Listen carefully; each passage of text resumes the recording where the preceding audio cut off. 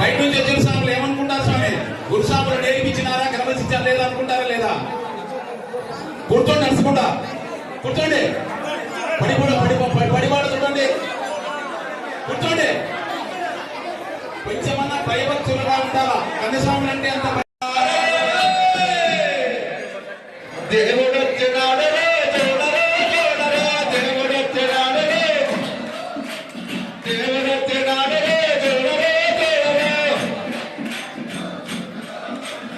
అయ్యప్ప స్వామి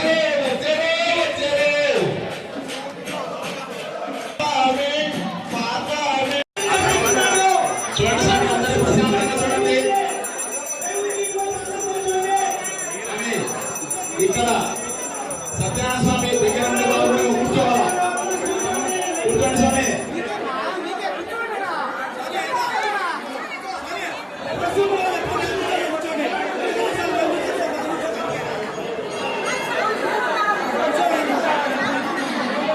స్వామి మంటపం దగ్గరికి పోయి చూస్తేనే కాదమ్మా, మనం ఎంత దూరం నుంచి చూసినా ఆయన కరుణ కటాక్షాలు మన పైన ఉంటాయి. అక్కడ ఉంటేనే కాదు ఫలితము, ఇక్కడ ఉన్నా కూడా మనకు ఫలితం లభిస్తుంది. ఆలోచించండి, అక్కడ ఉన్న వాళ్ళకంటే మనకి ఎక్కువ ఫలితం ఉంటుంది. అందువలన నిశ్శబ్దంగా చూడండి స్వామి. స్వామిని మనసులో మీ కోరికలు ఏమున్నా కూడా మీ సమస్యలు కోరుకోవడం పోండి స్వామి. ఎందుకంటే మీరు చేయాలని పనులన్నీ చేసింటారు. మద్యపాని ఏమైతేనేమి, మాంసాహారం అయితే ఏమేమో చేసింటారు, అది చాలా తప్పు అనిష్టి. ఏ స్వామికైనా చెప్తున్నాను, నేను కన్యస్వాములని కాదు, రెండో పడి వేసుకోవడంలో కాదికి వేసుకుంటాం అంటారు. కాబట్టి అది చాలా జాగ్రత్త. మీకు జరిగే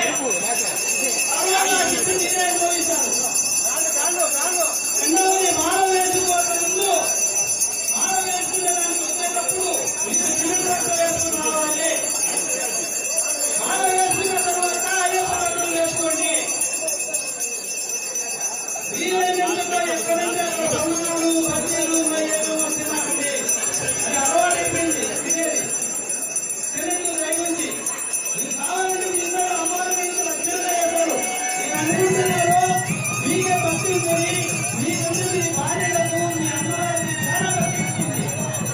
మా స్వామి మానేస్తున్నాడని ఎంత కష్టపడి ఏ విధంగా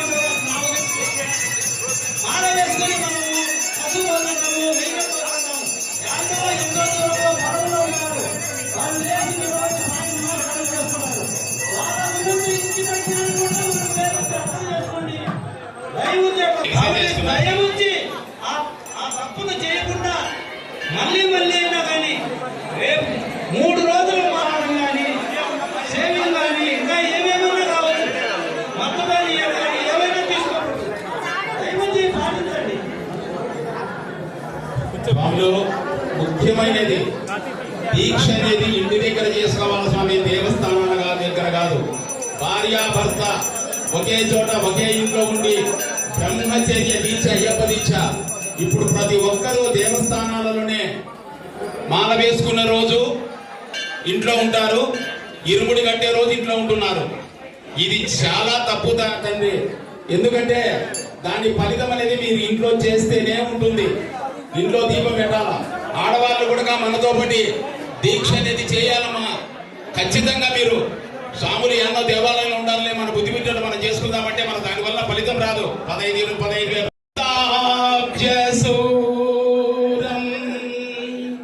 సురగణముని సేవ్యం తత్వమస్యాది లక్ష్యం హరిహర సుతమీశం